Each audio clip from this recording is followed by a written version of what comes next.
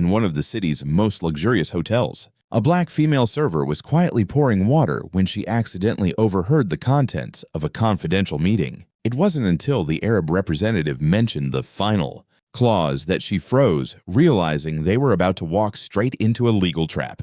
Unable to stay silent, she spoke up to warn them. But instead of being heard, she was mock dismissed and nearly thrown out of the room. What no one there knew was that this very woman they looked down on was about to make a decision that would change the fate of the entire corporation. Before we continue, let us know where you're watching from, and don't forget to subscribe because tomorrow I have something special just for you.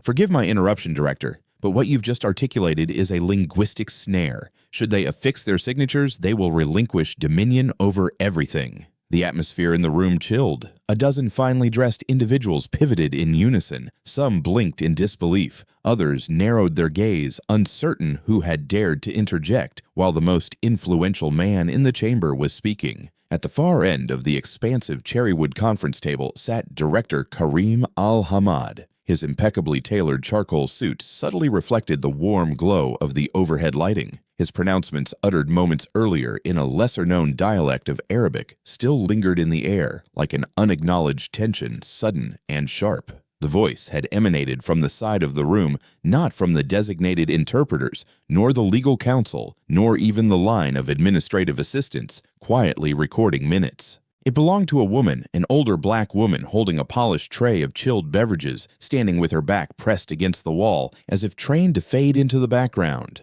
Her name tag simply read Esther. Esther Jenkins did not flinch under the collective startled stares. Her hand remained steady. She gently set the tray on a nearby side table, straightened her posture, and met Director Al-Hamad's intense gaze. Her demeanor was not defiant, but composed, focused, and resolute. He scrutinized her. The quiet confidence of a man accustomed to being the sharpest mind in any gathering wavered, if only for a fleeting instant. Only a second. "You comprehend Arabic?" he queried, now shifting to English, his voice keen, yet controlled. Esther replied in Arabic, utilizing the precise dialect he had just employed, "And I discern the distinction between true intent and clever manipulation." "Your Excellency," someone gasped. A white-haired senior partner from Sterling Holdings leaned back in his leather chair, visibly flustered. "Is she even authorized personnel? She's on the serving staff," someone murmured. Director Al-Hamad disregarded them. His eyes stayed fixed on Esther. "Your recent phrasing permitting flexibility for regional adjustments was presented as benign,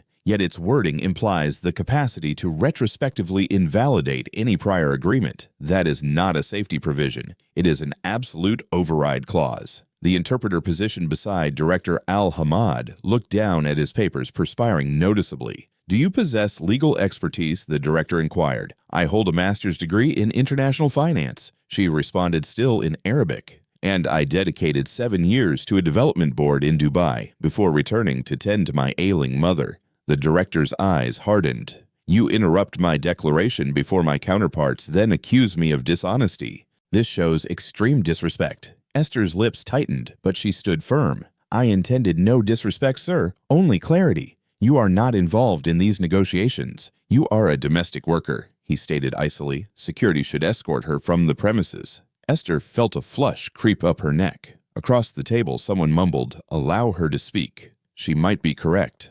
Another voice, Mr. David Chen from Sterling, interjected with careful diplomacy. "Your Excellency, perhaps we should indeed clarify the provision before proceeding for the assurance of all present."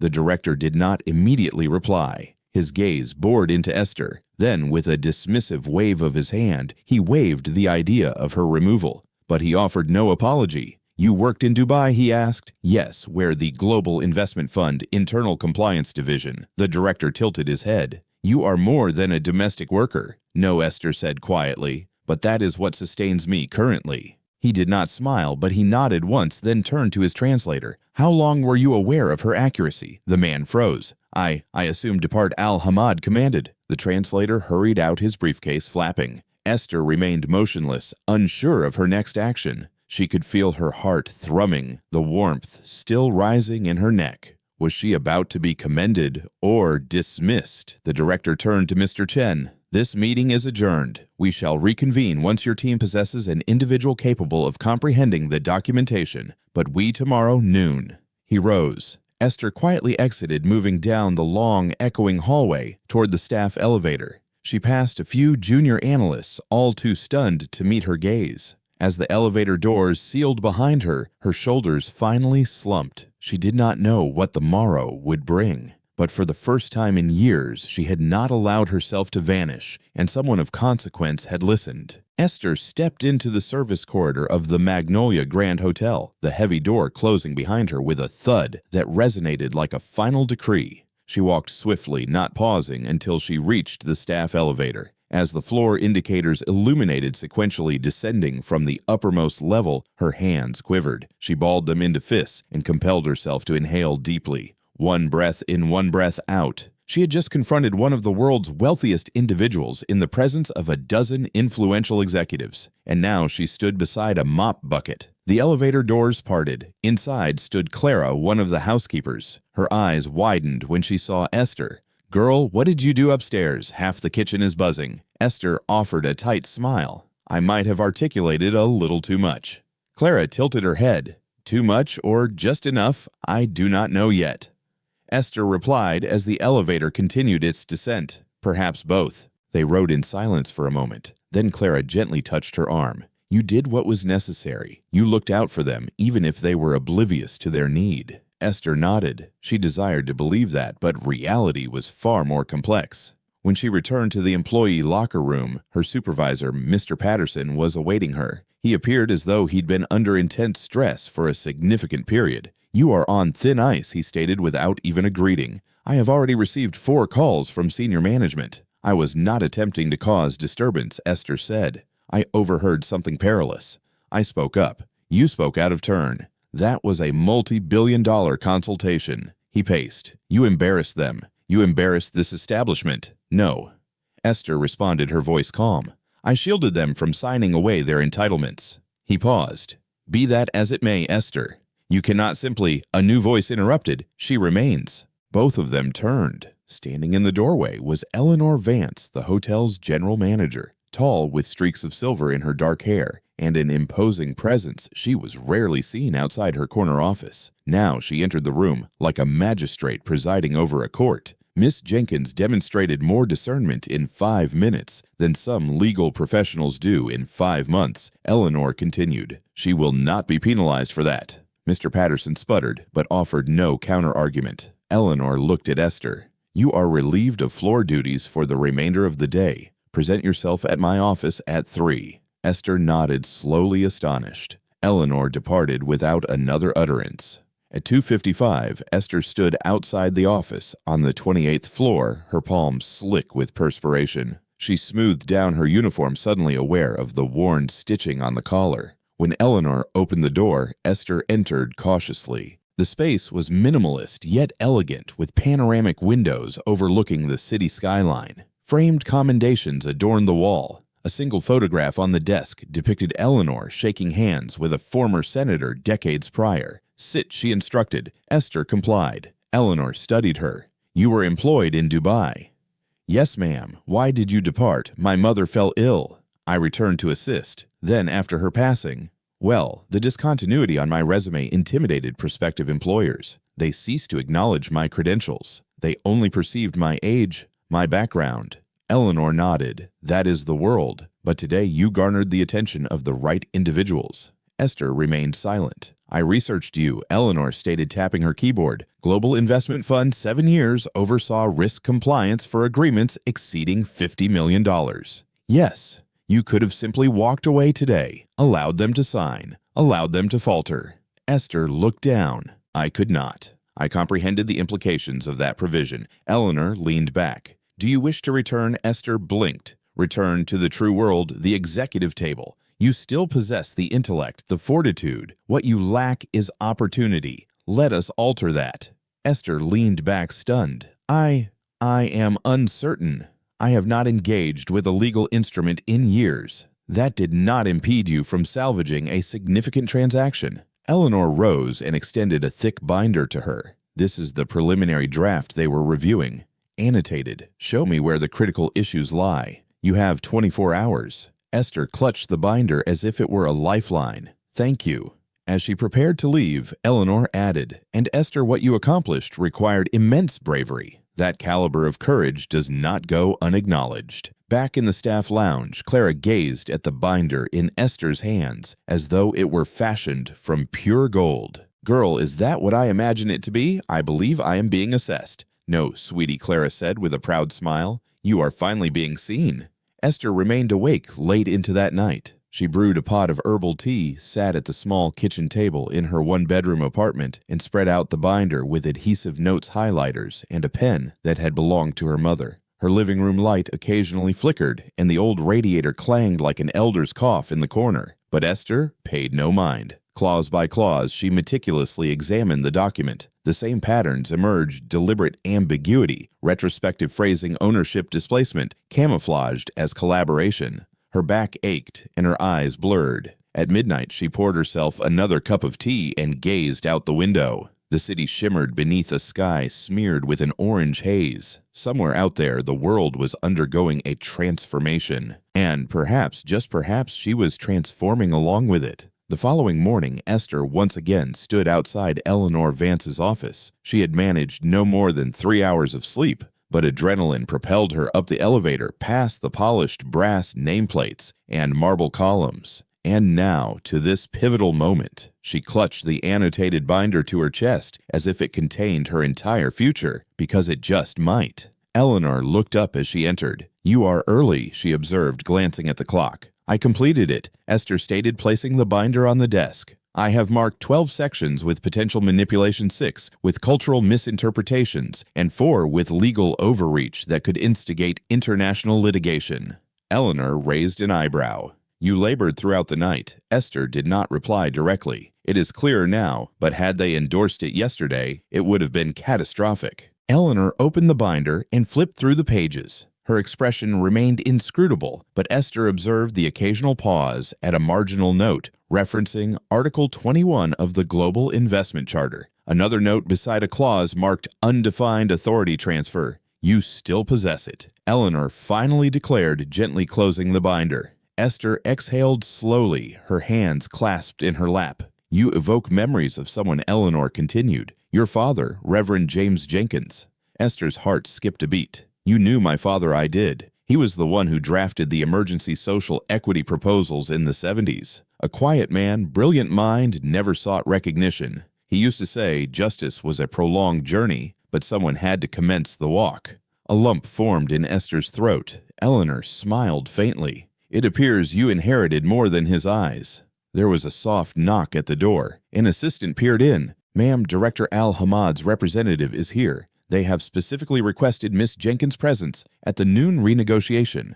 Esther's eyes widened. What Eleanor rose. "It seems your voice resonates further than you had anticipated." Esther entered the conference room at 12:01 p.m., this time not as a server, but as a consultant. Her uniform had been replaced with a conservative navy dress, a leather portfolio in hand. She walked past the same men who had seemingly overlooked her the previous day. Now their gazes followed her, uncertain, some skeptical, others respectful. Director Al-Hamad sat at the head of the table. This time there was no translator beside him. He acknowledged her with a nod. "Miss Jenkins," Esther replied in Arabic, "Your Excellency." A faint flicker of a smile appeared. He motioned for her to take a seat near him. Mr. David Chen, appearing more disheveled than usual, shifted in his chair. "We have reviewed the agreement and acknowledged that certain provisions require clarification. With Miss Jenkins' input, we hope to achieve mutual understanding." The negotiation commenced. Esther spoke sparingly, only when prompted, but each time she did, the tension in the room subtly shifted. Her tone was professional, yet direct, identifying points of contention and offering culturally sensitive revisions. She bridged the gap between legal intent and diplomatic nuance, reestablishing equilibrium in a room that had nearly fractured under misunderstanding. 2 hours in the meeting paused for refreshments. Esther stepped into the hallway, needing fresh air. As she leaned against the cool stone wall, a voice behind her stated, "You do not belong here." She turned. A tall man in a dark suit, Michael Grant, a junior partner at Sterling, stood with arms crossed. "Excuse me," Esther replied. "You are not a party to this transaction. You lack appropriate clearance. And you certainly do not have a seat at this table merely because you rectified a single sentence." Esther did not respond immediately. She simply regarded him, calm, composed. "My clearance," she said softly, "is inscribed in the footnotes you disregarded." Before he could respond, Eleanor appeared beside them. "Mr. Grant, if you harbor concerns regarding personnel assignments, you may address them with me." Grant mumbled something and walked away. Eleanor turned to Esther. "Are you all right?" Esther nodded. "He is simply resistant to change." "Good," Eleanor affirmed, "because change is occurring, and it is looking directly at you." Back in the room, the atmosphere had shifted. Director Al-Hamad leaned forward as Esther elucidated how to rephrase the compliance provision. She employed a metaphor from ancient texts about cultivating desert roses in unfamiliar soil, but tending to them with diligent care. He listened, then nodded. "You speak with more than mere words," he observed. "You speak with profound insight." By the conclusion of the meeting, both parties had concurred to redraft the agreement. No one articulated it explicitly, but the room understood Esther had brokered the resolution. As the executives filed out, Director Al-Hamad remained seated. "Esther," he stated, "you spoke truth to authority yesterday. That is a perilous and infrequent act." She bowed her head. "I did not intend to speak. I simply could not remain silent." He reached into his pocket and produced a coin. "In our culture, when an individual preserves a negotiation, we present them with a token, not as remuneration, but as a memento." He placed the coin in her palm. It was ancient, inscribed with intricate Arabic script and worn at the edges. "Thank you," she said quietly. Later that night, upon returning home, Esther placed the coin beside her father's photograph on the bookshelf. The lamplight caught the metal, perfectly casting a long shadow behind it. For the first time in a considerable while, she did not feel invisible. She felt seen, and more profoundly, she felt remembered. 3 days after the renegotiation, Esther Jenkins found herself entering a room she never imagined accessing. It was not the grand conference hall, nor Eleanor's private office, nor even the opulent suite of the director. It was the legal department on the 32nd floor. Behind a biometric secured door she had once merely passed while carrying a tray of bottled water. Now she was stepping in with a clearance badge and a fresh identification clipped to her blazer. Inside the room hummed with controlled pandemonium, legal analysts murmuring over contract printouts, assistants typing notes, a large whiteboard filled with flowcharts and deadlines. As Esther entered, half a dozen heads turned. Some eyes narrowed with skepticism. Others simply blinked surprised. At the far end of the room stood a familiar figure, Eleanor Vance, flanked by Harold Croft, the firm's senior legal counsel.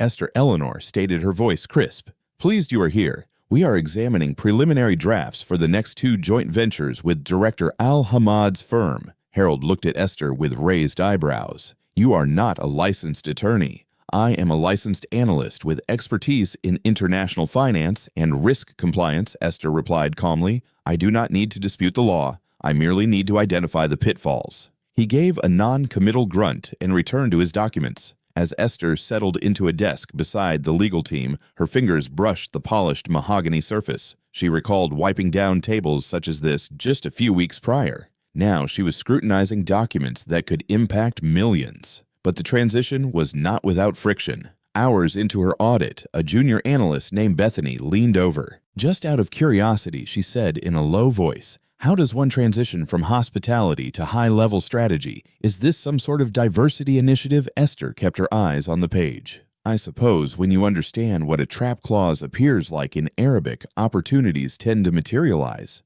Bethany chuckled bitterly and turned away. Esther took a breath. She was not there to validate herself. She was there because they had failed to perceive what truly mattered, and she had not. By late afternoon, Esther had flagged 3 significant inconsistencies. One clause shifted liability in the event of market volatility, potentially exposing the hotel to foreign litigation. Another subtly restructured control rights under the guise of flexibility. And the third, buried deep within the intellectual property, licensing implied a perpetual surrender of brand usage rights. She emailed her observations to Eleanor, then descended to the lobby cafe for a moment of tranquility. As she stirred her tea, a man approached. He wore a tailored charcoal suit and carried a leather briefcase embossed with gilded initials. Esther recognized him, Mr. Silas Thorne, external counsel and long-standing advisor to Sterling Holdings. "You made quite an impression," he remarked as he sat across from her without invitation.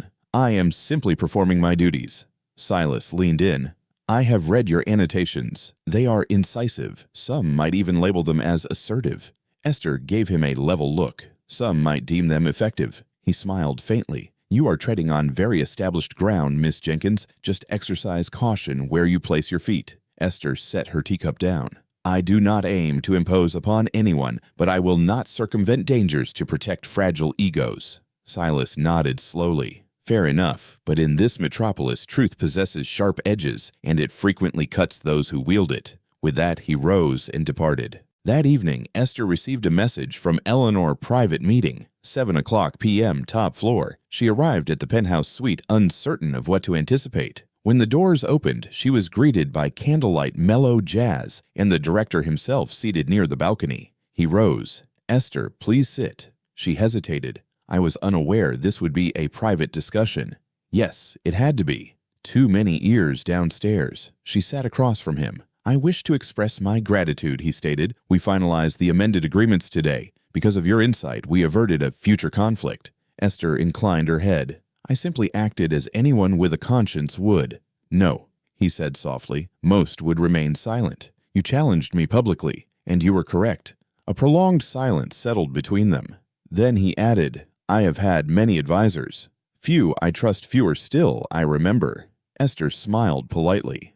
"I am not seeking to be remembered merely to be helpful." He chuckled. "Then allow me to offer something of utility in return." He presented her with a small envelope. Inside was a contract for consulting work with his firm's American division, a generous retainer, remote flexibility, full access to global teams. "I cannot," Esther began. "You already have," he interjected. "This merely formalizes what you have demonstrated." She held the contract with careful hands. It was more than employment. It was recognition vindication. Later, as she stood beneath the night sky, the breeze caressing her cheeks, Esther looked up at the illuminated windows above the city. Just weeks ago, she was meticulously cleaning glass in those very offices. Now she was reshaping the operations within them. The struggle was far from concluded, but for the first time she possessed a place at the table, and she was not relinquishing it. 3 days into her new consulting engagement, Esther Jenkins arrived early at the downtown office of Al Hamad Capital's American branch. The building, with its sleek, dark glass exterior and polished marble lobby, hummed with quiet precision. Esther wore a charcoal blazer and comfortable leather flats.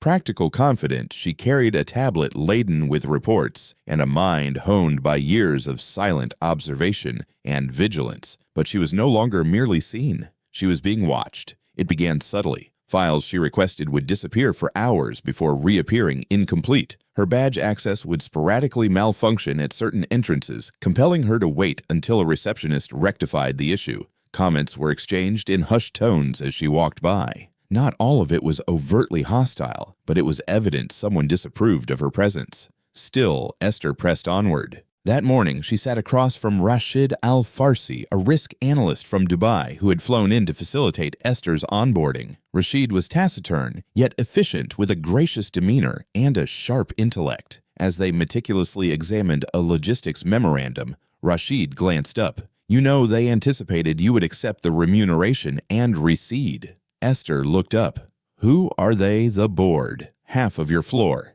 Rashid smiled softly. "Instead, you arrived and requested the original documentation. I do not endorse merely symbolic appointments." Clearly, they resumed their work, but the air between them shifted, charged with mutual respect. Later that afternoon, Esther stepped into the copy room for a swift printing task. As the machine hummed, she overheard 2 voices outside the door. "I am telling you, she is delving too deeply." She was expected to comply politely, not question the Geneva transfer. She flagged it to Eleanor. If it proceeds to compliance, the voices faded as the speakers moved away. Esther froze. Geneva transfer. She had not reviewed any documents mentioning Geneva. She returned to her desk, pulse quickening. That night, in her modest apartment, she opened her laptop and delved into archived documents. The system still permitted her access. Using a search filter, she typed Geneva. One result materialized buried in the footnotes of a miscellaneous assets file linked to a Shell subsidiary. The sum was staggering, $15 million designated as community infrastructure reallocation. But there was no project attached, no timeline, no authentic signatures, just a reference code and a transaction path that looped through 3 distinct nations. Esther leaned back in her chair. This was not an error. It was a concealment. Her fingers hovered over the keyboard. Should she flag it or investigate further, her phone buzzed. A message from Eleanor. Private meeting, 7:00 a.m., my office. Alone. Esther barely slept. At dawn, she dressed in dark slacks, a simple navy blouse, and pulled her hair back into a neat bun. She entered the building through the side security entrance and rode the elevator alone. Eleanor's office was bathed in the early morning sun. She stood by the window, arms crossed, her coffee untouched on the table behind her. "You discovered it," she stated without turning. "I have not vocalized anything," Esther replied. "You do not have to. The system logs your searches. I received the alert." Esther stepped closer. "What is it? A payment disguised?" It was pushed through just before the director's initial U.S. visit. Some members of the board desired to sweeten the deal in advance. "I only became aware 2 weeks ago, and I have been quietly amassing what I can, but I required someone they would not suspect, someone they presumed was too new, too insignificant." Esther's breath hitched. "You utilized me." Eleanor turned. "I trusted you. That is not the same."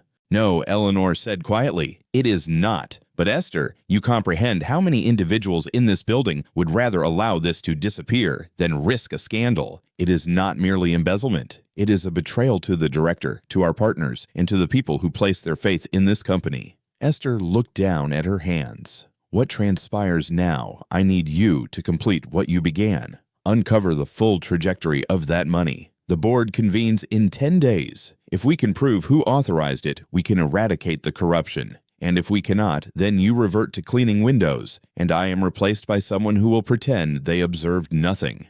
Esther departed the office in a whirlwind of thoughts. Her head buzzed, but her heart remained steady. This was not the position she had applied for, but it was the underlying reason she had been summoned. That night in her apartment, Esther meticulously examined encrypted files, connecting transaction identifiers, tracing wire transfers through Cyprus, Singapore, and, ultimately, Geneva. The deeper she delved, the more unsettling it became. Names began to surface. One in particular caused her to pause: Mr. Silas Thorne, the very man who had cautioned her about truth's sharp edges. She captured a photograph of the file with her secure phone, encrypted the image, and transmitted it to Eleanor. 1 minute later, her screen went black. A shutdown. System override. She stared at the dark monitor. In the hallway outside her apartment, footsteps echoed. Someone new. Esther did not move. The screen had gone black, but the faint hum of her computer tower persisted, a ghostly resonance in the quiet of her apartment. She sat, frozen eyes fixed on the blank monitor, her breathing shallow. Then she heard it again, the slow, deliberate sound of someone outside her door. One step, then another. The old floorboards of the hallway creaked under pressure too heavy for a neighbor heading to the elevator. This was different. She rose slowly, her mind racing. Her phone was still in her pocket. No service, no Wi-Fi. Someone had severed her connection. Another creak. She reached for the small desk drawer, pulling it open soundlessly. Inside, nestled beneath old receipts, was her late father's heavy brass paperweight. She gripped it tightly, not for defense, but for its reassuring weight. Then came the knock.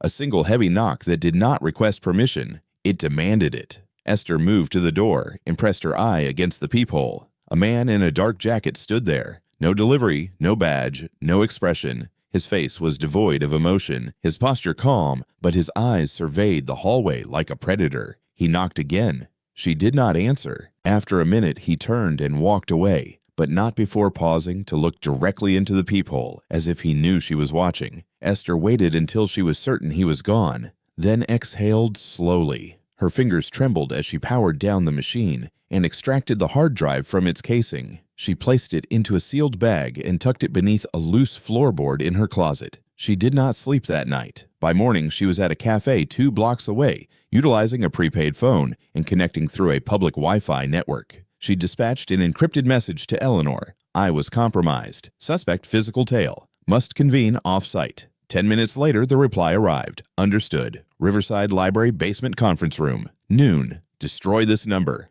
At 11:45 a.m., Esther entered the library. Her heart pounded with every step. This place, once a childhood sanctuary of storybooks and silence, now felt like the precipice of a battleground. Eleanor sat alone at the far end of the basement conference room. No files, no laptop, just a pen and paper. "You are not paranoid," she stated as Esther entered. "I received a security alert. Someone attempted to access my drive remotely at 3:00 a.m. That is not a coincidence. I traced the Geneva path," Esther said. "The final signature is from Silas Thorne. He is the key, but someone already knows we have identified him." Eleanor leaned forward. "Then we act now, discreetly. Do you have the backup? It is concealed. I will retrieve it tonight." "Good, because tomorrow I am presenting this directly to the director himself." Esther's eyes widened. "You are not proceeding through compliance?" "Not with the board compromised. He deserves to know who is betraying him." Esther nodded. "Then I will acquire what you require." That night, Esther returned home through the back stairwell, her eyes scanning the shadows. Her apartment was quiet, no signs of forced entry. She moved swiftly, pulling up the floorboard and retrieving the drive. But when she turned, she was not alone. Silas Thorne stood in her living room. "Well done," he said, his voice smooth. "I informed you that truth cuts both ways." Esther did not flinch. "You are not here for pleasantries." "No," he admitted. "I am here to propose a settlement." She raised an eyebrow. "You forcibly enter my residence to negotiate." "I prefer the term intervene." "Intervene in what? In your crusade?" "Esther, listen.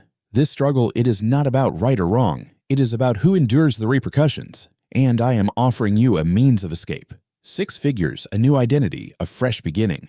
She stared at him. "So I vanish, and you continue to launder funds through cultural programs and shell corporations." He shrugged. "Something to that effect." His face hardened. "Then comprehend this: the moment Eleanor steps into that meeting, she is finished. They will entangle her in bureaucracy. And you will transition from consultant to a cautionary tale." Esther's voice dropped. "You threatened me the day we met. Now you are merely confirming your true nature."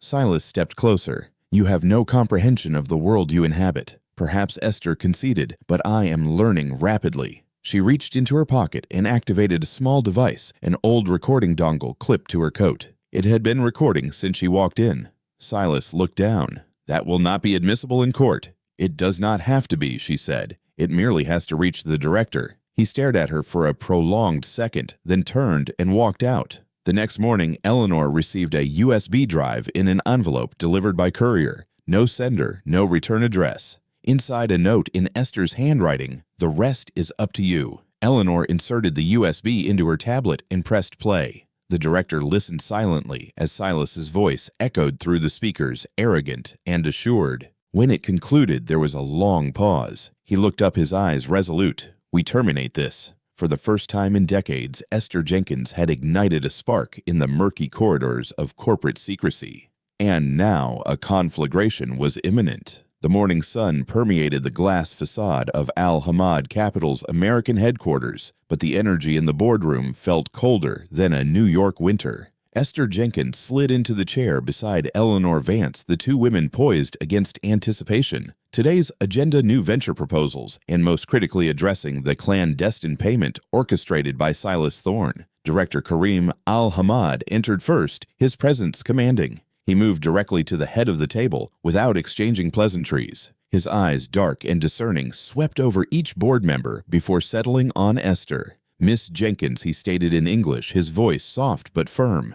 "Your evidence was compelling." Esther inclined her head. "Thank you, Your Excellency." Eleanor adjusted her notepad and clicked her pen. "We have reviewed the USB and corroborated it with internal audit trails." She turned to the director. "Mr. Thorne authorized the transfer without full board approval. He even manipulated compliance controls to obscure the trail." She keyed a slide onto the display behind her, showing wire routes through Cyprus, Singapore, then Geneva. There was a collective murmur. Esther noticed half the room stiffened, particularly Silas's legal counterpart, who appeared pale. A board partner spoke up, his voice measured. "If this occurred before my tenure, why did it not surface earlier?" Eleanor responded without hesitation. "Because Mr. Thorne removed those transactions from standard reporting. Internal audit flagged minor inconsistencies, but Thorne denied access." She turned back to Esther. "That is when Miss Jenkins commenced tracing it through encrypted logs." The room collectively swallowed. Director Al-Hamad closed his eyes briefly, then opened them again.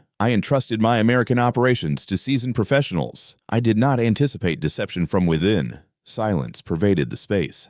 I desire an independent inquiry, and until that concludes, Mr. Thorne must relinquish his compliance duties. Even from where she sat, Esther could feel tension crackling.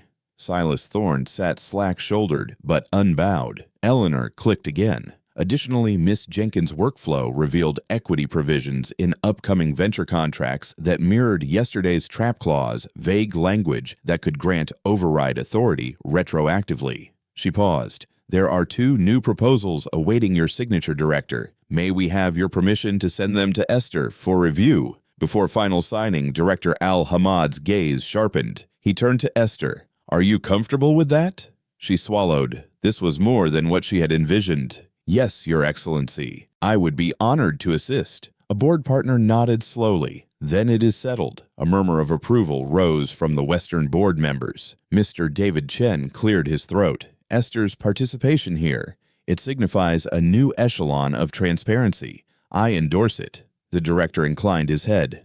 Very well.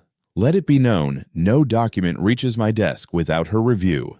As the meeting transitioned to new venture discussions, Esther felt both exhilarated and somber. She introduced herself to Dr. Rashid Al-Farsi, who had flown in again. They exchanged a silent understanding. Strength in partnership was growing. By midday, Esther was escorted to a small meeting room overlooking the river. Spread before her were digital drafts of 2 agreements, one for a renewable energy joint venture, the other for a global supply chain partnership with a Southeast Asian firm. Esther clicked open the first. The preamble appeared conventional enough, but she quickly discerned a familiar phrase, contingent override, based on regulatory recalibration. She tapped the tracker and typed a note, requires precise definition of recalibration. Suggest amendment to specify jurisdiction and time limitation. In the second draft, her eyes caught a section on intellectual property licensing. Licensor grants exclusive rights in perpetuity as long as operational sustainability criteria are met. Operational sustainability. Who defined it? What metrics perpetuity granted excessive power to one party? She flagged defined sustainability metrics. Limit term to 5 years. Require annual joint review. Her fingers hovered over the send button. She paused, then pressed it. In that moment, she reminded herself this was more than merely editing legal text. It was safeguarding fairness. At 3:00 p.m., Eleanor walked in, coffee in hand. Some board members questioned your suggestions, Silas especially. He labeled them unnecessary red tape. Esther pressed her pen against her notepad. I am not here to impede progress, merely to ensure clarity. Eleanor smiled. That is all that truly matters. He termed ittered tape. A firm voice stated from beside her. Angelina Park, a senior compliance officer, stepped in. Someone needs to inquire why these clauses persistently appear in new dealings. Esther nodded at Angelina. That is precisely why I highlighted them. Angelina glanced at the screen, then at Esther.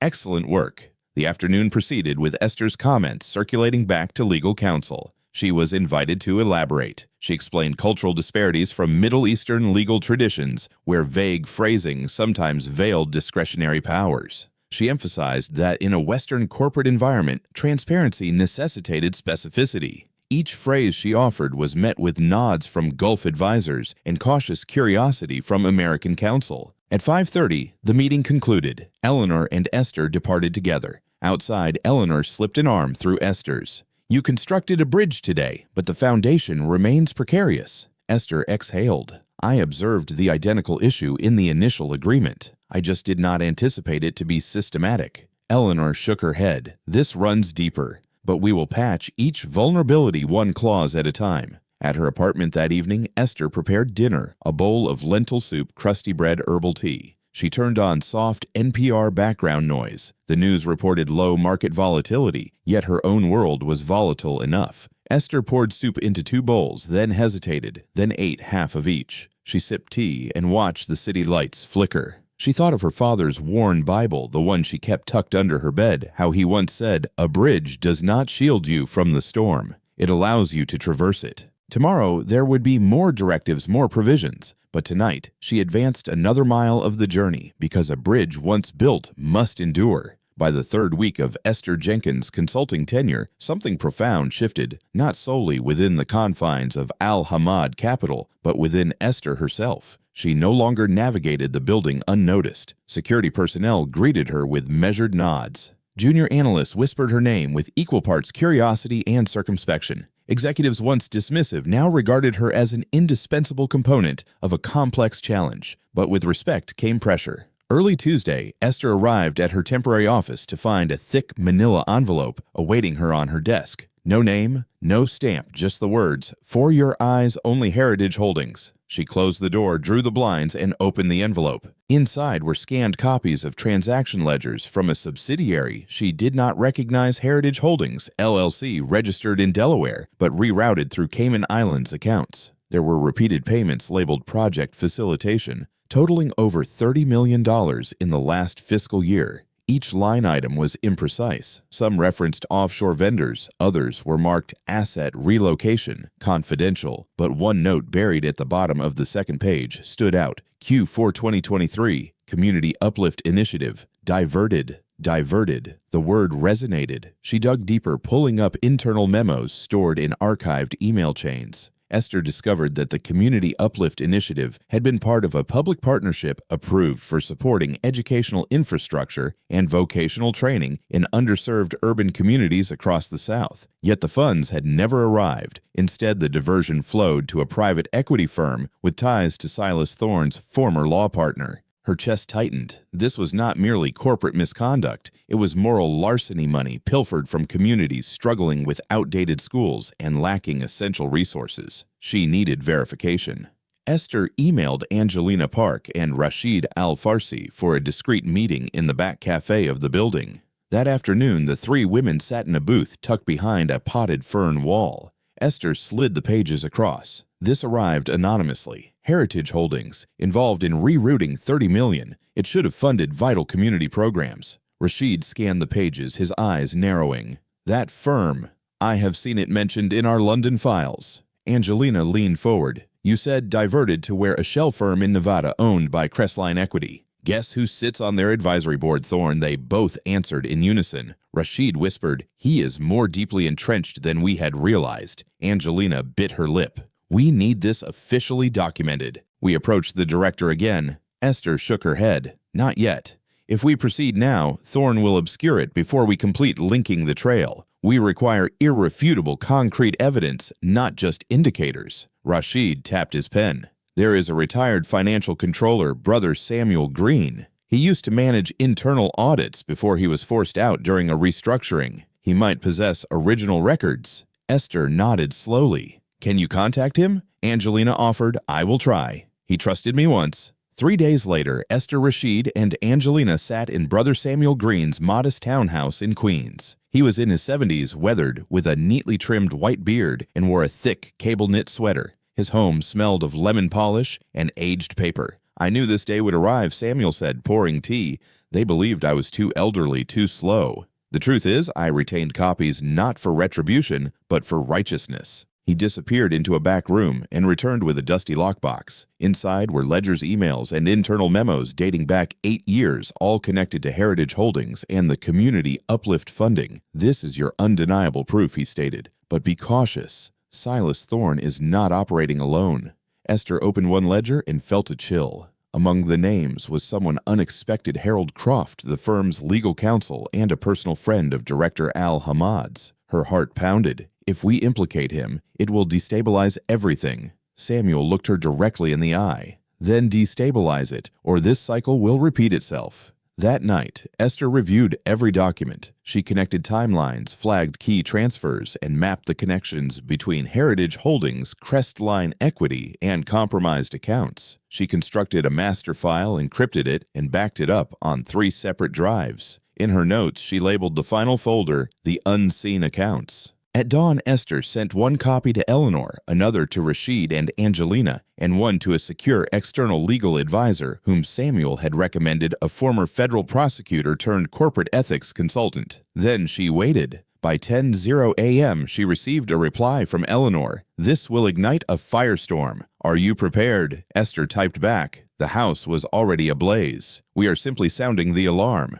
She understood what was to come next. At the subsequent board meeting, Eleanor and Esther would present their comprehensive findings. There would be no denials. This time, they possessed signatures, timestamps, email chains, and Samuel's sworn affidavit. But more importantly, they possessed truth. Not merely corporate truth, moral truth, the kind that illuminates concealed corners people hoped would remain in darkness. As Esther sat at her desk sipping bitter black coffee, she gazed out at the skyline. The wind swept through the city, brushing against glass towers and forgotten alleys. Somewhere below, a child attended a school with crumbling infrastructure, a school that might still be underserved, but perhaps not for long because someone had finally deciphered the accounts. The boardroom was colder than usual, not in temperature but in tone. Silence hummed more loudly than speech, and the long mahogany table stretched between the accused and the accusers like a chasm. Esther Jenkins sat with her back straight, her laptop open, her fingers resting calmly on the keyboard. Eleanor Vance was beside her, exuding quiet indignation, a folder of paper documents fanned in front of her like a deck of irrefutable facts. Across the table, Silas Thorne sat tight-lipped, a muscle twitching beneath his jaw. Harold Croft, the firm's legal counsel, and until now untouchable, glanced between them with a forced smile, the kind worn by men who perceive their impending downfall but still desperately cling to a lifeline. Director Al-Hamad arrived last, flanked by two Gulf partners and his translator. He gave a brief nod, then took his seat at the head. "Proceed," he stated, his voice low.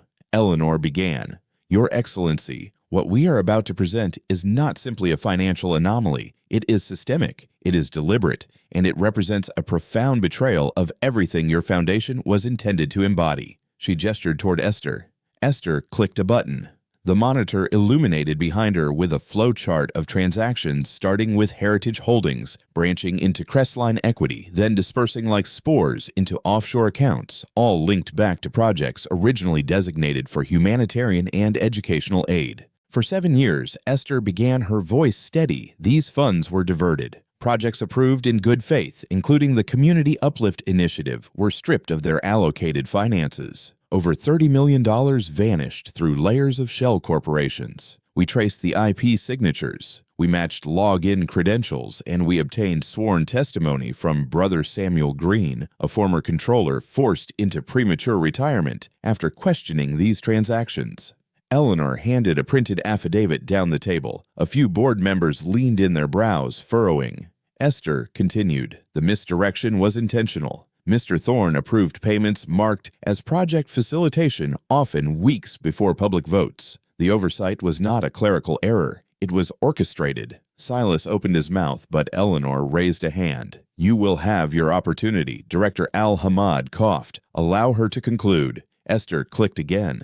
Another slide appeared, this one displaying email correspondences. Furthermore, she stated, "We found communications between Mr. Thorne and Harold Croft discussing contingency protections should this come to light." Language included phrases like mitigate, public outcry, utilize procedural delays, and, in one instance, neutralize potential whistleblowers. Harold's smile fractured. "This is taken out of context." Director Al-Hamad turned to him. "Is it your voice in these emails?" Harold shifted. "I cannot confirm without viewing the full threads." Eleanor handed him a printout. "You authored them the 15th of May, 2nd of July, 18th of August. Esther interjected. "The date of the diversion aligns with the board's final endorsement of the Community Uplift Initiative. You exploited trust for personal gain."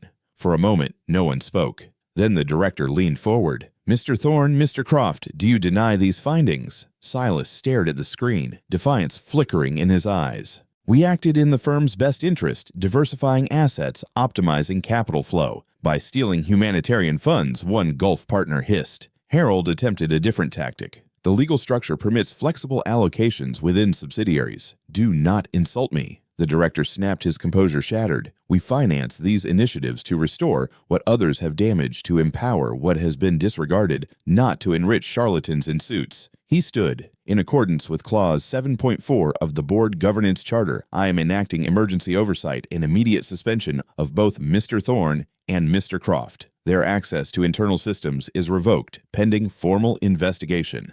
A flurry of activity ensued. IT personnel entered the room. Silas's laptop was confiscated. Harold's phone was seized. Esther watched them both diminish, not physically, but spiritually. The curtain had fallen. The performance was over. Eleanor whispered to Esther, "We succeeded." But Esther was not yet celebrating. Her eyes swept the room. She understood enough to recognize that predators do not always reveal themselves openly. Some remain quiet and observe. After the meeting, the director requested a private word with Esther. Inside his personal office, a sun-drenched suite adorned with books and Middle Eastern tapestries, he poured her tea himself. "You have served this firm with greater integrity in weeks than some have in years," he stated. "Why did you contend so vigorously?" Esther hesitated. "Because I have resided in places where justice was an afterthought, and I will not permit it to remain that way if I can prevent it." The director nodded slowly. "There is strength in that resolve. I perceive it." He handed her a small envelope. "My team will extend a permanent advisory position to you. Full clearance, equal voice." Esther opened the envelope but did not look inside. "Thank you, but I require time to contemplate." "I respect that." That night, Esther sat on her fire escape, the city glowing beneath her. The air was cool. Somewhere in the distance, church bells chimed. She looked at the envelope again, then set it aside. Her father's old compass sat beside her, the same one he carried through civil rights demonstrations. This triumph was not solely hers. It belonged to every voice that had been silenced, every child lacking educational opportunities, every worker whose ethics had been submerged by profit. And as she gazed into the night, Esther knew this was merely the genesis. The reckoning had arrived, and the accounts were no longer unseen. The following morning, the hallways of Al-Hamad capital buzzed with an energy that was neither relief nor jubilation. It was uncertainty. Silas Thorne and Harold Croft were gone, suspended indefinitely. Their names no longer appeared in the system directory. Their offices were locked down and sealed for audit. Yet power, Esther knew, never simply dissipates. It shifts. It waits. It seeks out vulnerabilities. Esther walked into the 24th-floor conference room for an unscheduled internal compliance meeting. At the head of the table sat Dr. Rashid Al-Farsi, who had assumed interim oversight of internal risk management. Next to her were Eleanor Angelina and two newly introduced partners, one from Dubai, the other from Houston. Rashid commenced the session with clarity. "We have removed two of the firm's most senior figures in less than 2 weeks. That creates a void, and voids attract opportunists." Esther nodded. "We cannot allow the structural weaknesses they exploited to persist. If we only remove individuals but retain the systems that shielded them, we have accomplished nothing." Eleanor added, "We need to reconstruct with transparency from the inside out. That entails redefining oversight processes, true compliance, not merely superficial performance." The Dubai partner, a lean man in a tailored navy suit, leaned forward. "And it necessitates some uncomfortable dialogues. There are still stakeholders who supported Thorne and Croft." The Houston partner, older and more pragmatic, spoke softly. "People do not betray institutions accidentally. They do so because they believe no one is observing." Esther tapped her notebook. "Then let us make observing a foundational policy, not a reactive measure." By noon, the team had drafted the first iteration of a new compliance framework, mandatory quarterly audits, with independent third-party oversight, anonymous whistleblower channels, with guaranteed legal protection, and a rotating ethics committee with cross-departmental representation. It was audacious, and it was indispensable. Later that afternoon, Esther met privately with Eleanor in her office. Eleanor closed the door and offered her a seat. "You have altered the very rhythm of this place, Esther. People converse differently now. They listen. I did not accomplish it alone." "No," Eleanor admitted, "but you were the catalyst, and now you must decide what kind of transformation you wish to initiate next." Esther exhaled. "The director offered me a permanent role, strategic ethics advisor." Eleanor raised an eyebrow. "And I have not decided because remaining signifies committing to a system I have only just begun to trust. And departing means abandoning the work that truly matters." Eleanor leaned back. "You know what I believe. I believe the system is only as principled as the individuals willing to remain and rectify it. And you are principled." That evening, Esther took the subway to Brooklyn, to a community center where she used to volunteer. She had not returned in years. The center looked largely the same: peeling paint, boisterous children, metal chairs in the foyer, but the energy was familiar. She found Mr. Davies, the retired teacher who once managed after-school programs there. Esther, he inquired, adjusting his glasses. "Hello, Mr. Davies. It has been a while. You appear as though you have been contending with formidable adversaries. Perhaps just their accountants," she replied. He laughed, a deep, crackling sound. "Still sharp. Come in."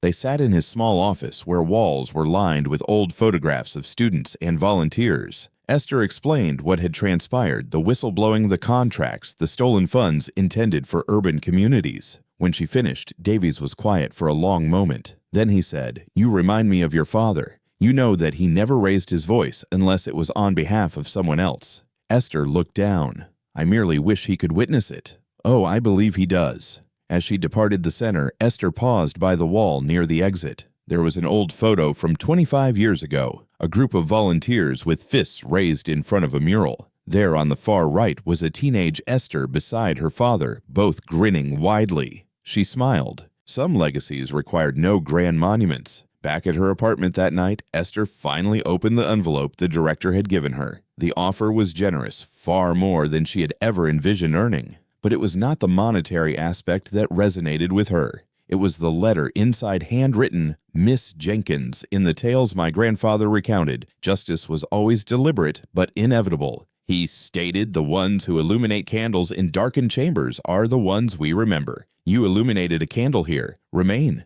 Assist us in keeping it burning. Kareem Al-Hamad." The next morning, Esther walked into the director's office before the board convened. He looked up from his desk, surprised but calm. "I accept," she stated. His eyes twinkled. "Then let us commence." At the meeting that followed, Esther was introduced not merely as an advisor, but as a permanent voice on the Strategic Ethics Panel, a role created specifically for her. Applause followed, not thunderous, but sincere. Even some who had once doubted her nodded with respect, and when the meeting concluded and everyone filtered out into the hallways of marble and glass, Esther lingered. She gazed at the empty boardroom, the place where falsehoods had once resided, cloaked in expensive suits and silk, and smiled. There was still so much work to be done. But for once, authority aligned with rectitude. Esther Jenkins stepped back into the grand lobby of the Magnolia Grand Hotel with a sense of quiet determination. Gone was the staff lanyard that once defined her, now replaced by a badge identifying her as Strategic Ethics Advisor for Al-Hamad Capital's American operations. She paused beneath the crystal chandelier, inhaling the mingled scent of fresh magnolias and polished marble. Every detail of this place bore witness to her transformation from carrying trays to shaping policy, and she carried the weight of that journey with profound gratitude. "Miss Jenkins," a familiar voice called. It was Clara, the housekeeper, who had supported Esther from the very first day. She stood near the concierge desk, holding a small, wrapped gift. When their eyes met, Clara's broad grin illuminated her warm face. "You achieved it," Clara said, simply handing over the package. It was a delicate wooden jewelry box, faintly scented of cedarwood. "Clara, open it," she urged. "You have earned it." Esther lifted the lid. Inside lay a brass token etched with the words "Voice of Integrity," encircled by elegant Arabic calligraphy. Caught between surprise and emotion, Esther held it close. Clara reached out and squeezed her hand. "This belongs to you," Clara stated, "from everyone upstairs who says thank you."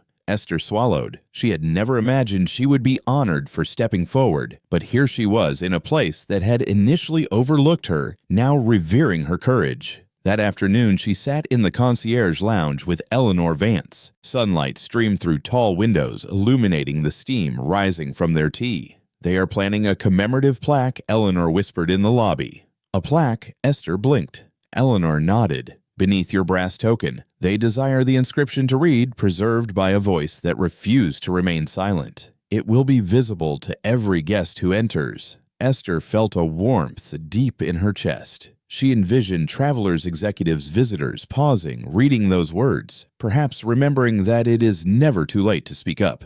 That evening, the construction crew arrived discreetly. They affixed a small brass plaque at the base of the concierge desk. Evening light caught its gleam as Esther brushed past on her way out. Her phone buzzed. A message from Rashid community leaders in Atlanta and Chicago have been informed. They are mobilizing long-term monitoring teams. You initiated something far grander than us. Esther closed her eyes and exhaled slowly. This was not merely corporate adjustment. It was real-world justice reaching distant communities, educational resources, accountability, broken promises being mended. A week later, Esther attended the public unveiling of the plaque. A small crowd gathered: employees, Gulf partners, journalists, hotel guests. A Gulf board member delivered a brief speech, his voice filled with gratitude. Then Eleanor invited Esther forward. Cameras clicked. Microphones captured her smiling face. She cleared her throat. "I do not know the dimensions of this plaque," Esther began, "but I know the magnitude our voices can achieve. Regardless of our origin, regardless of our occupation, a domestic worker can convey a message.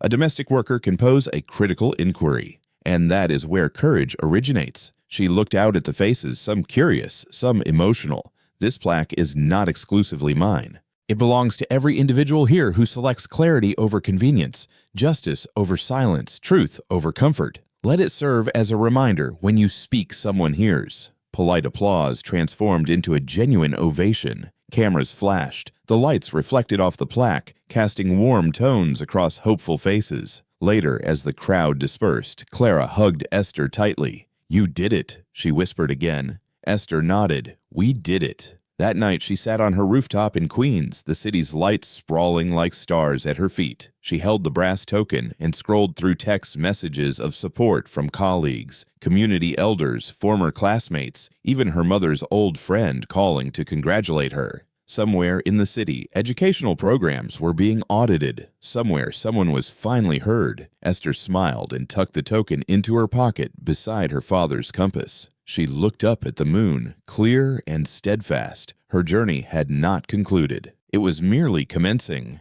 The plaque and the accolades were testament that integrity possessed a place in towers of glass and steel. But true power resided in quiet persistence, difficult choices, and the courage to speak when silence seemed easier. The wind stirred, and Esther closed her eyes. This city would perpetually hum with ambition, cacophony, compromise, but one voice, hers, had risen above it, and in that reverberation, others discovered their own strength. Spring sunlight filtered through the floor-to-ceiling windows of Al Hamad Capital's executive lounge, catching motes of dust that drifted over the polished mahogany table. Esther Jenkins sat between Director Kareem Al Hamad and Eleanor Vance, the newly formed Ethics Council, gathered around them. Today's agenda: formalizing the new Integrity Charter and adapting it to projects beyond the United States. Esther's heart pounded as she reviewed her notes, a testament to how far she had come, from cleaning lobbies to shaping corporate philosophy. Director Al Hamad cleared his throat.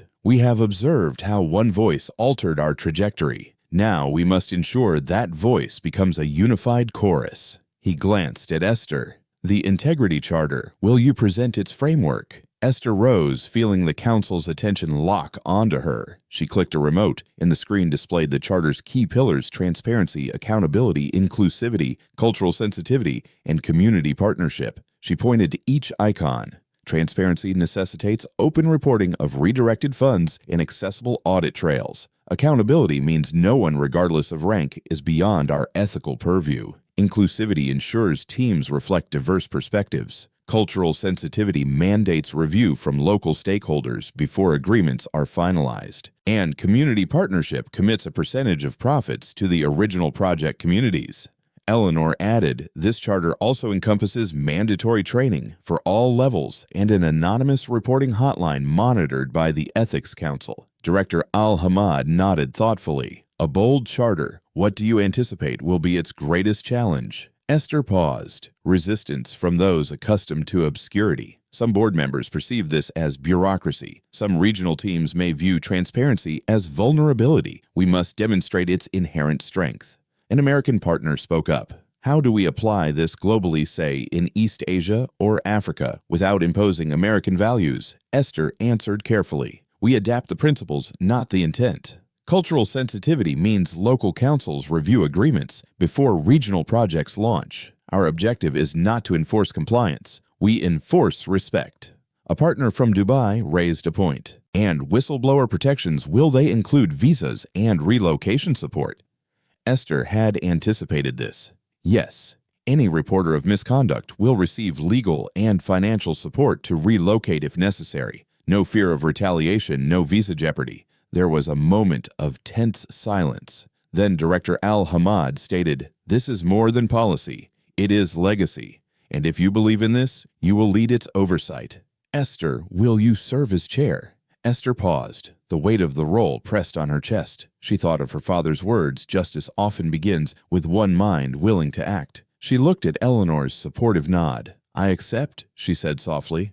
A murmured round of respect passed through the council. Eleanor reached out and squeezed her hand. As the council disbanded, Esther was met by Rashid and Angelina in the hallway. Rashid's eyes glowed. "You did it." Angelina raised her phone. "Board minutes state you are now Chair of Ethics Global Oversight." Esther exhaled. "That signifies responsibility beyond these walls." "Yes," Rashid said, "but it also means we alter more than just one transaction." That evening, Esther returned to her Brooklyn apartment. She carried an envelope with official council stationery, inside her appointment letter, and the printed final integrity charter. She placed it on the bookshelf beside her father's compass and the brass token. A moment of quiet pride settled over her. Then the phone rang. "Eleanor, are you free tomorrow morning?" Her voice crackled over the line. "For breakfast, yes. We will meet the leaders of the Southern Community Coalition. They wish to define local oversight metrics for educational outreach projects." Esther smiled. "I would be honored." The next morning, Esther stood before a small circle of community leaders, school principals, vocational trainers, local educators, members of community councils in a modest building in Atlanta. They were there because projects tied to Al-Hamad required transparent metrics, and Esther's council aimed to deliver that. She spoke plainly. "We seek your input. How do we know funds reach the students? How do we measure long-term sustainability? How should the board be accountable?" An elder named Sister Mary responded, speaking through a local organizer. "We measure attendance, job placement rates, literacy levels, access to digital resources. That is true impact." Esther scribbled diligently. Other leaders inquired about financial reporting, quarterly town halls, oversight committees. A community teacher suggested youth apprenticeships tied to project maintenance. Each idea felt like constructing a bridge between boardrooms and living rooms. Back in the evening, Esther reviewed her notes, feeling a deeper sense of connection. The council's charter had taken root in policy, but here it began to blossom in real lives. At midnight, Esther stepped onto her rooftop again. The city lights glimmered. She held the integrity charter in her hands. Letters white and bold, "We commit to justice through action." She closed her eyes and listened. The city's hum, a distant siren, wind on brick. A part of her wondered, could this ripple out beyond projects, beyond corporations? Could this serve as a model for systems everywhere? A distant church bell struck midnight, echoing back more than 12 hours. Esther whispered into the night, "We shall see." The next morning would arrive as it always did, and with it more agreements, more communities, more tests of the charter's strength. But for the first time, she knew the threshold had been crossed. Integrity, once elective, was now foundational, and this time everyone could perceive it. The boardroom on the 37th floor was filled with city light, though today that brightness only emphasized the gravity in the air. Esther sat at the center of the Ethics Council panel, the Integrity Charter gleaming in front of her. Around the table, Gulf partners, regional managers, and corporate attorneys waited. This was the first quarterly review since the charter's implementation, and expectations were high. Esther opened the meeting with a nod. "Thank you all for attending. Today we will hear reports not only on financial compliance, but also on impact, how our projects affect communities, stakeholders, and partners." Brother Marcus, a regional director from West Africa, dressed in a crisp suit and patterned tie, was the first speaker. "Our vocational training initiative in Ghana exceeded expectations. Thanks to your transparent bidding, local contractors were engaged. We funded junior instructors, and local schools now have operational training workshops under student stewardship." Nods and murmurs of approval followed. The man smiled. "We are cultivating accountability and opportunity." Esther spoke up. "Thank you. Can you share the measurable metrics you utilize to demonstrate project success to stakeholders?" He activated a slide. Percent program completion hours of training provided reports of student job placements, educational outcome improvements compared to projected targets. Esther glanced at Dr. Nia Campbell, an NGO monitor present via video link from Nairobi. Nia nodded. "Their data model aligns with our oversight metrics. This is promising." Next, a representative from Texas spoke about community resource centers for an underserved urban neighborhood. We tracked community engagement monthly, surveyed participant satisfaction, and asked locals to submit quarterly reports. We published results on a public portal. A Gulf partner leaned in. Publish publicly. That is quite daring. The Texas manager replied, transparency fosters trust, and trust builds sustainability. Esther acknowledged this. Now, let us address compliance issues observed this quarter. A compliance auditor stood. We flagged 5 agreements containing ambiguous clauses resembling override language. 4 have been resolved via clarification. 1 remains pending review with regional counsel. Esther traced her pen sharply. Which agreement? A Southeast Asian logistics deal, he said. It still contains a clause allowing retroactive adjustment based on operational exigencies. Heads turned. Esther's heart thudded. This was the moment they had been warned about the charter under pressure where obscurity reemerged. May I, she stated and walked to the screen. Pulling the draft up, she read aloud. Should operational exigencies arise, the provider will evaluate and adjust the agreement unilaterally. She stopped. That is override by another name. A Gulf counsel interjected quietly, but operational exigencies do exist. Yes, Esther agreed, but not without mutual review. We require a revision. Specify triggers, define mutual deliberation, set sunset clauses. A debate followed. Attorneys worried about legal complexity. Regional teams cited local regulations. Esther listened, then addressed them all. We drafted this charter to uphold integrity. Without clarity, regulations become loopholes. Silence. Then the Gulf partner spoke. I propose a pilot amendment adjust this clause to include explicit approval from both regional oversight and local community council. Let us monitor its effect. Esther nodded. Agreed.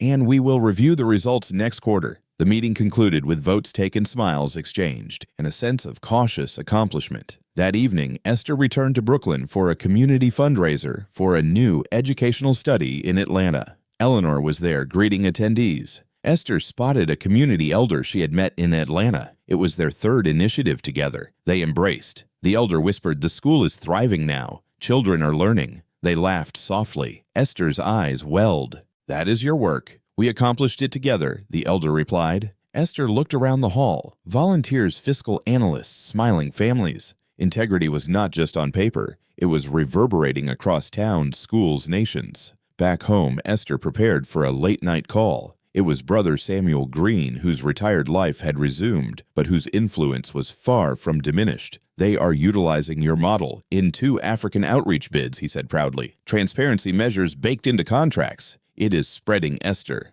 She paused. We have crossed a line where trust became transactional. He chuckled. You transformed your echo into a wave. Esther smiled. Her father's compass and her brass token sat together on her desk, symbols of direction and integrity. She looked out at the city where lights shimmered like promises. This was not merely a campaign. It was a movement that had commenced when a domestic worker spoke up and now traversed oceans. A low spring rain drizzled over Manhattan as Esther Jenkins stepped off the elevator and entered the sleek, high-ceilinged boardroom. Today's meeting agenda was unexpectedly brief. She had called it herself. The board's newest directive hung in the air, piloting an integrity council model for other firms and nonprofits.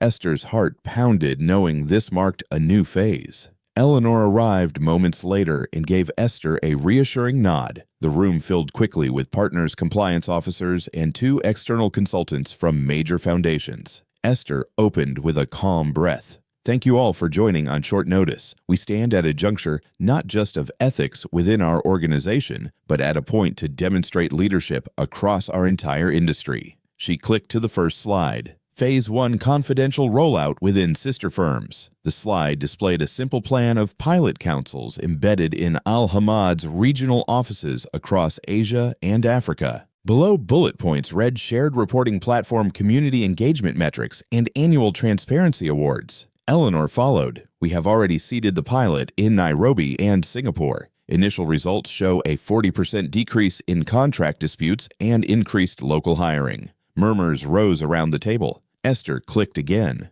Phase 2.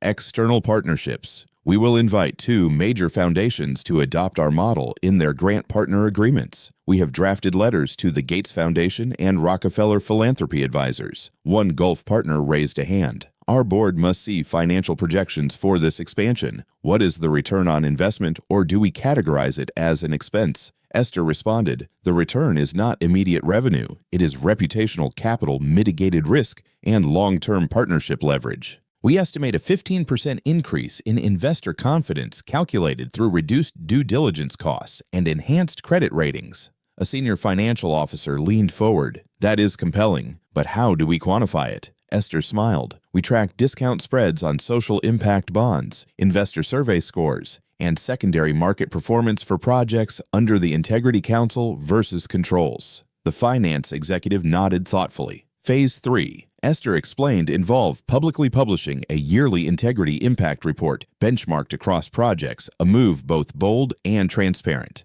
Another consultant inquired, what if this reveals failures or non-compliance? Eleanor answered firmly, because it will, and that is the objective. Esther added, we will highlight successes, but also areas for improvement. Openness cultivates trust beyond mere perfection. There was a pause as the room absorbed the implications. Operating on this scale meant vulnerability, but an executive from Dubai spoke next. I support this. If we truly champion integrity, we embrace both our triumphs and our shortcomings. Heads nodded. The board accepted the pilot unanimously. After the meeting, supporters clustered around Esther and Eleanor, offering congratulations and handshakes, but the shift felt more significant than applause. It was purposeful.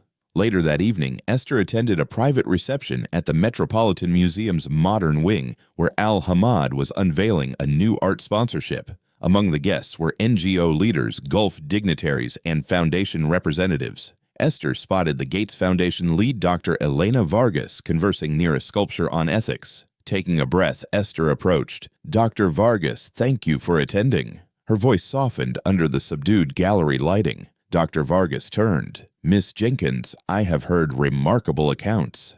Esther smiled. I wish to invite you to review our Integrity Council model. Your insights would be invaluable. The foundation director nodded. Send me the proposal. I believe there is genuine potential here. Esther exhaled quietly. This moment symbolized tangible growth beyond her organization, a bridge into broader impact. That night, Esther and Eleanor met quietly on the rooftop of the hotel sponsoring the gala. Rain had ceased. City lights danced across wet streets. You did it, Eleanor said, handing Esther a warm drink. We did, Esther corrected. She gestured to the skyline. Observe how far this can extend. Eleanor sipped slowly. I would like to see this model go global with you leading. Esther paused, then nodded. Let us construct that roadmap.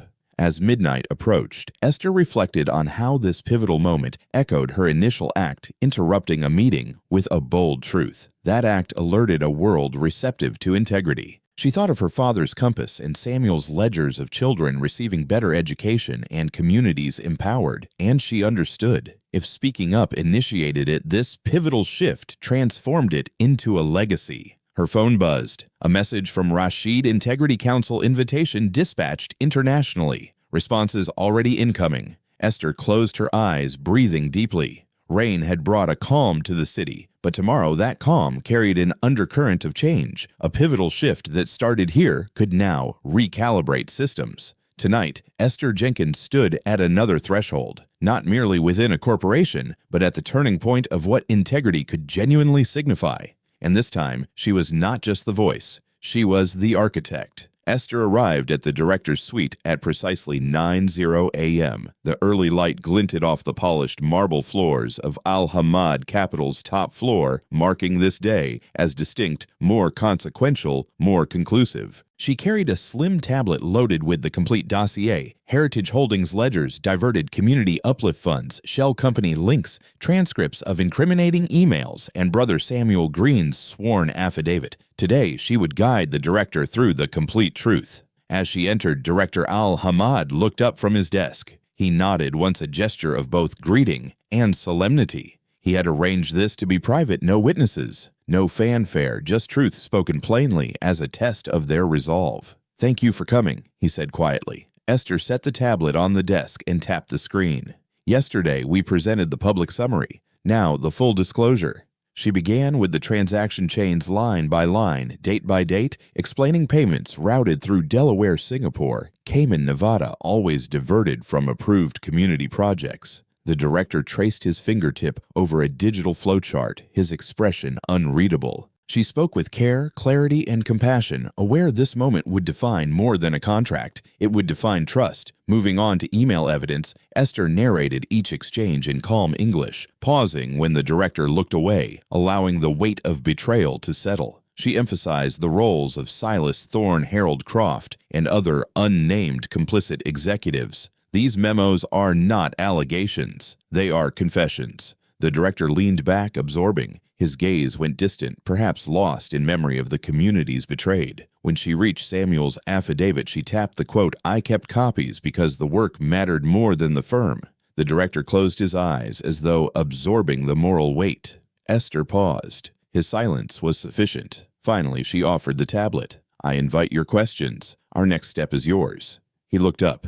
His face was inscrutable. "You have restored my vision," he said softly. "I was blind, trusted structure more than people." He closed the tablet gently. "Your disclosure is comprehensive, and your courage is evident." Esther watched his eyes. "What happens now?" He rose and walked to the floor-to-ceiling window overlooking the city. Rain clouds gathered. He folded his hands behind his back. "We rectify. We provide restitution.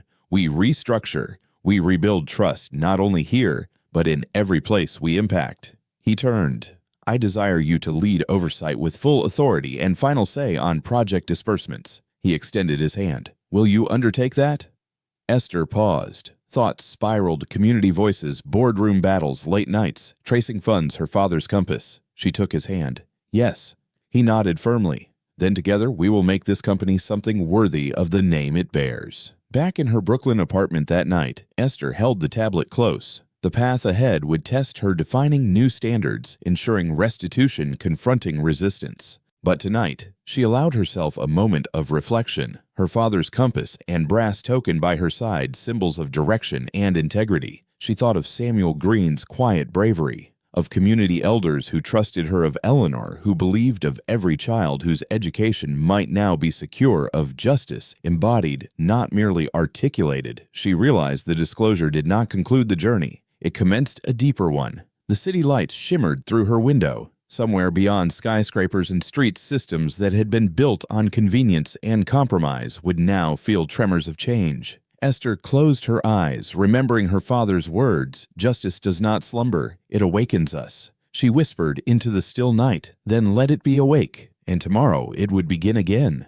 Sunlight filtered through the frosted glass door of Esther's new office, labeled in brass letters, "Esther Jenkins, Global Ethics Advisor." It was a quiet, dignified space overlooking the East River, lined with shelves holding binders, artifacts from community engagements. And atop her desk, the brass token and her father's compass. That nameplate did not just mark her office, it marked progress. She stepped in on her first official day, greeted by Rashid and Angelina, who had arrived early. "Looking excellent," Angelina said with a half smile. Rashid handed her a large manila envelope, the deployment schedule for the Integrity Council pilots across 3 continents, Latin America, Eastern Europe, and Southeast Asia. "It is happening," Rashid said softly. They sat at the round table. Eleanor, already there, had coffee ready. "Congratulations," she said. "So where do we begin?" Esther took a breath. "We follow the roadmap from our pilot. We refine it for global complexity. We will conduct ethics workshops in Mexico City next week, then gap assessments in Romania and community roundtables in Bangkok." Eleanor nodded. "Board requires your full report in 60 days. Esther turned to Rashid. "We also need local auditors and cultural consultants in each region." Rashid agreed. "We have identified partners." He gestured to Angelina. "Angelina is compiling baseline data now." Esther pressed send on the email. "Today we begin building a global legacy, not just for me, but for every community we serve." That afternoon, Esther visited the hotel lobby plaque. A quiet moment of reflection. She ran her fingertips gently over the engraved words. Staff passed her, offering polite nods. In one glance, she felt the full weight of what she had earned in the responsibilities that lay ahead. 2 days later, Esther presented to a board call with international partners watching via video link. She wore a sleek navy suit, professional yet approachable. The digital slides displayed new progress draft charters, recruitment of advisors, and a pilot summary from Latin America. A Sao Paulo representative smiled through the screen. Our regional advisory board is ready to review. We have added indigenous leaders and local NGOs. A Romanian consultant echoed, "Our compliance review commenced today. Training materials appear robust." In Bangkok, a young woman spoke about community participation in project oversight. "Communities feel acknowledged," she stated. Esther nodded, feeling emboldened. "This signifies progress, but we need to share insights among regions, replicate best practices without imposing learning from one another." Questions arose on currency fluctuations, data privacy, legal jurisdictions. Esther and her team answered with clarity, and each response strengthened the network's confidence. After the call concluded, Eleanor squeezed Esther's shoulder. "You commanded the room." Esther's heart fluttered. "We built the room." That evening, Esther returned to her apartment to find a package from Brother Samuel Green. Inside were old photographs: Samuel in the firm's office 30 years ago, a younger Eleanor, even Esther's father during early philanthropic visits. A note: "Keep memories close. They remind us why." Esther placed them beside her compass. Tears pricked her eyes. In each photograph she perceived a lineage, integrity passed down, commitment carried forward. A week later, Esther attended a quiet ceremony at the Magnolia Grand Hotel's lobby. A second plaque had been placed, this one recognizing the Initiative Integrity Council global launch with Esther's name beneath. Eleanor stood with her, and they watched guests pause, read, and comment. A businessman inquired who Esther was. A young intern snapped a photo for Instagram. Esther smiled, knowing her nameplate was not just brass. It was emblematic of what accountability truly resembled. That night, Esther walked across the Brooklyn Bridge. The city lights stretched into the horizon. She touched the pocket that held her compass and token and thought of tomorrow: meetings in Rome, virtual sessions with Sao Paulo, video calls with Bangkok, a global network of ethics advisors, local monitors, community partners. She whispered into the night wind, "This is merely the beginning." Through the misty glow, the bridge stood strong, and so too did the movement she had helped forge. Esther Jenkins landed in Mexico City at dawn, the sprawling capital awakening beneath a rose-tinted sky. She stepped off the plane, suitcase in hand, and was greeted by Carlos Mendoza, a local consultant and longtime supporter of transparency movements in Latin America. They shared a brief embrace, both acutely aware that what they were doing here was larger than any single contractor firm. This was an experiment and a promise carried across hemispheres.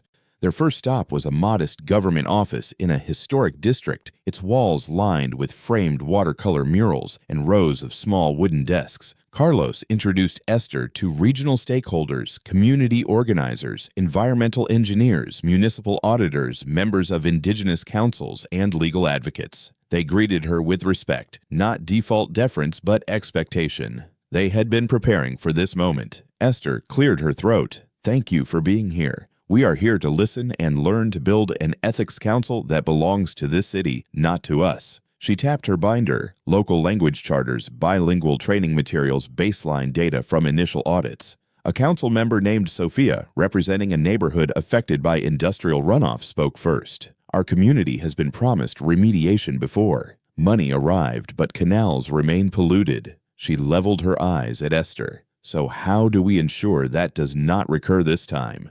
Esther nodded. "By making funding and oversight visible, by ensuring community monitors nominated by your neighborhood possess direct reporting authority, and by structuring disbursements so money is released in phases tied to milestones verified on site." Another attendee, a municipal auditor, raised the issue of mistrust between government and the private sector. "We have witnessed half-completed projects because political priorities shift." "How do you protect against that?" Rashid, sitting with Esther, responded. "The council includes provisions for binding community agreements. These are registered in municipal charters and audits are public. Changing administrations will not erase them." A tribal elder spoke through Carlos's translation.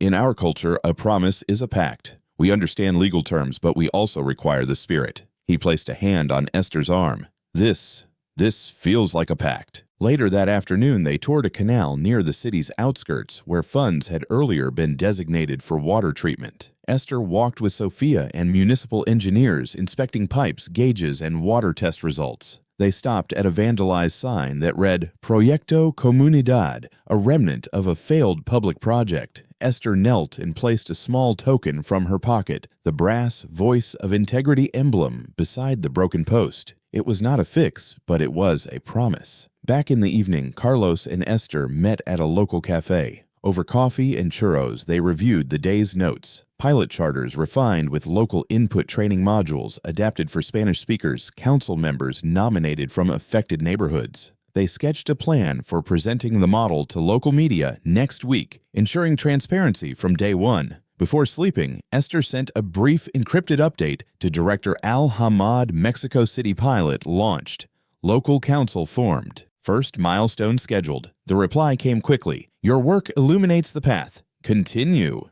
2 days later, Esther participated in a live televised forum hosted by a respected local journalist. She stood on a small stage with Sophia and other council founders. The headline questions, will this pilot succeed? Is it merely greenwashing? Can foreign firms be trusted? Esther spoke clearly. This is not public relations. It is structural. We built safeguards before contracts were awarded. We opened funding timelines publicly. We elected monitors who report to their communities and to independent auditors. She looked into the camera. If we fail, we will acknowledge it openly and learn openly. That is how trust deepens, not in secrecy, but in shared accountability. When the show concluded, the audience applauded. Backstage, Sophia hugged her. They believe it, she whispered. Esther left feeling both exhilarated and solemn. This model was no longer confined. It was moving outward, and every step carried risks. If Mexico succeeded, others would follow. If it faltered, critics would seize upon it.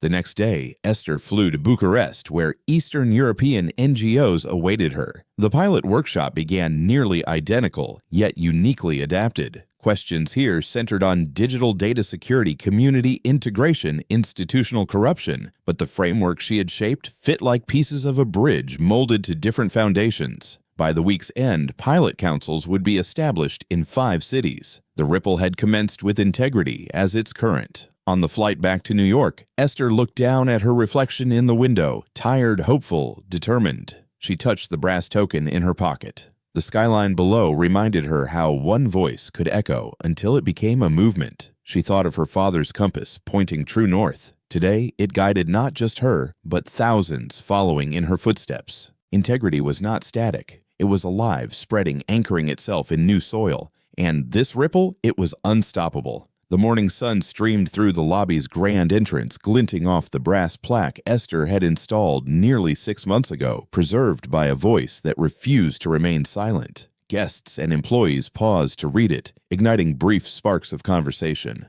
The lobby was alive, pulsing with an energy that transcended polished marble. Esther stepped through the lobby with purpose, her ID badge glinting against her blazer, Global Ethics Advisor Al Hamad Capital. Clara observed her from behind the concierge desk, their eyes meeting in a moment of mutual recognition and pride. Later, Esther joined Eleanor in the conference room overlooking the Hudson. Several journalists, NGO leaders, and board members were gathered. Today was not just a routine meeting. It was the official launch of the Integrity Council's Compendium, a guide of best practices, case studies, and standardized metrics to direct ethics work globally. Eleanor opened the session. Today, we published the first edition of our Integrity Compendium, a tool for transparency, but more importantly, for accountability. A Latin American ambassador spoke next. This is a blueprint we can adapt to our national infrastructure projects.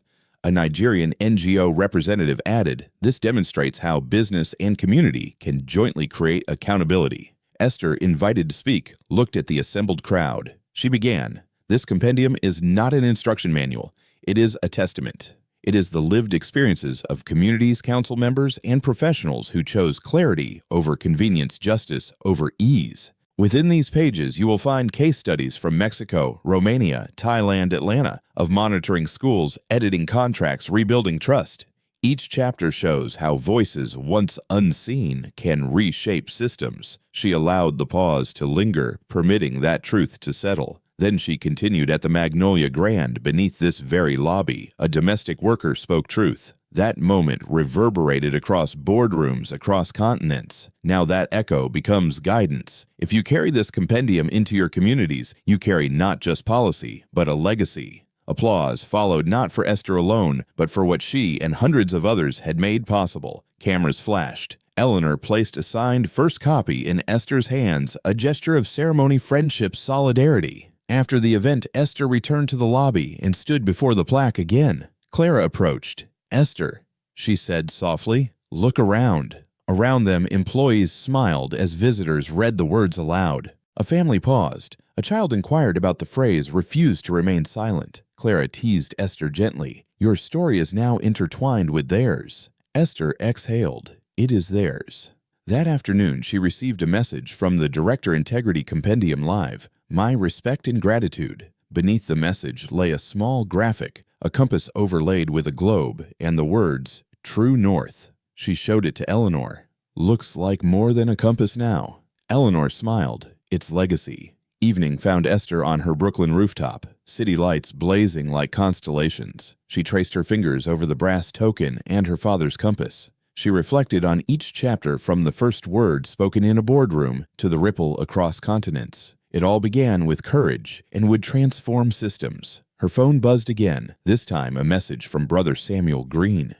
"Well done. Your echo will carry farther than any of us can walk." Esther closed her eyes, breathing deeply. In the lobby below, her story resided in brass. In boardrooms and communities around the world, her work lived in real lives. Integrity was not static. It had become architecture, infrastructure, ethos. She thought of those who came before her father, marching Clara, cheering Eleanor, believing Samuel, preserving, and those who would follow, community leaders, interns, young professionals. Each would build upon this foundation. Esther whispered into the night air, "Let us keep walking." And as the city whispered back, a mosaic of distant hums, laughter, car horns, she understood the echo would never cease. It would carry until silence was only a memory, and truth became the sound that shaped the world. The story of Esther Jenkins reminds us that even the quietest voices can carry the power to transform entire systems. Her journey from the edges of the room to the very heart of global decision-making teaches us that integrity begins with a single choice to speak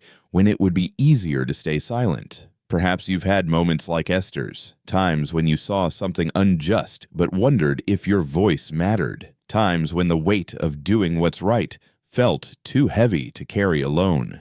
If this story touched something within you, if it made you think of your own courage or someone else's quiet strength, leave a comment below. Tell us about a moment when integrity guided your path or when someone's quiet bravery inspired you. And if you believe the world needs more stories like Esther's stories that celebrate truth, kindness, and resilience, consider subscribing to our channel. Share this video with someone who needs to be reminded that doing the right thing still matters. Thank you for being here and for listening with your heart. Join us to share meaningful stories by hitting the like and subscribe buttons.